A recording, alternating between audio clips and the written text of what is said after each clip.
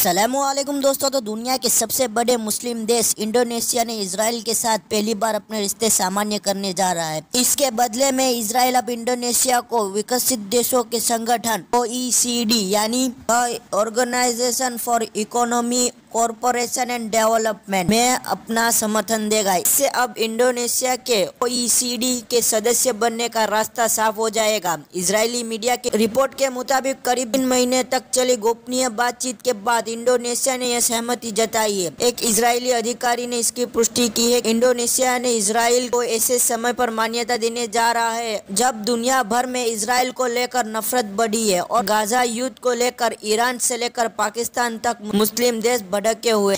मंगलवार को इजराइल ने पहली बार इंडोनेशिया को गाजा में हवाई रास्ते से राहत सामग्री गिराने की अनुमति दे दी थी। इसे दोनों के बीच सुधरते हुए रिश्तों का संकेत माना गया था। दरअसल इंडोनेशिया OECD का सदस्य बनना चाहता था, लेकिन इसके लिए सभी 38 सदस्यों की मंजूरी की जरूरत थी। इसमें शामिल होने वाले सदस्य देश को सभी अन्य देशों के साथ रिश्ता भी बनाना होता है।